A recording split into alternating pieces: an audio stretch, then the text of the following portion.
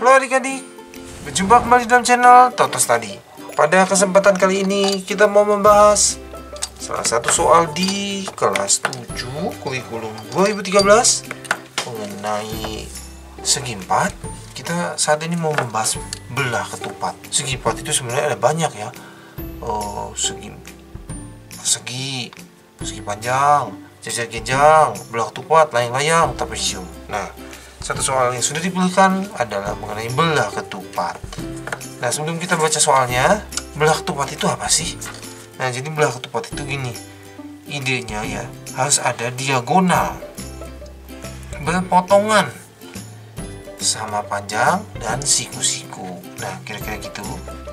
Nah, tapi diagonalnya itu nggak harus sama ya, berpotongannya saja. Jadi tuh, wah misalnya begitu boleh ya, asal ini kurang bener ya. Nah gitu.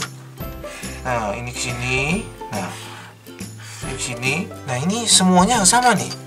Sisi-sisinya sama panjang. Sedangkan kalau diagonalnya ini samanya sama ini. Yang ini samanya sama ini. Berpotongan siku-siku gitu ya. Bedanya dengan layang-layang apa? Kalau layang-layang ininya bawahnya lebih panjang gitu. Jadi sebenarnya yang dimainkan oleh adik-adik kita di Indonesia itu sebenarnya mereka main belah ketupat ya, kecuali yang begini ya. Nah, wah ini baru dianggap di matematika layang-layang. Tapi kita menyebutnya mereka main layang-layang ya, boleh-boleh saja lah ya.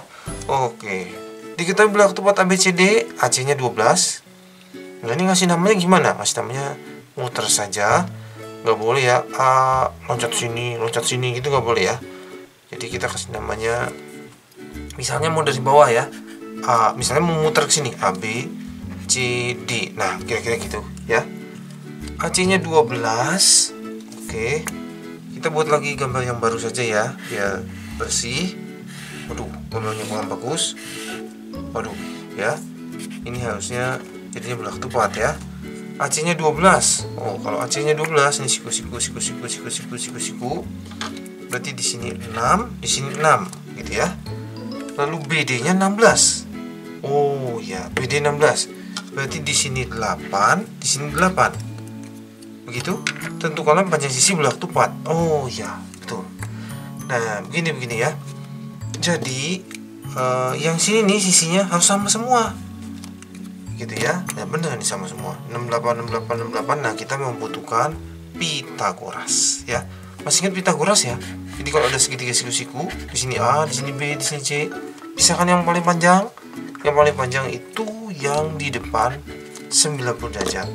Nah, ngajarnya C kuadrat sama dengan A kuadrat tambah B kuadrat. Ini kuadrat tambah yang ini kuadrat. Ketukar nggak apa-apa.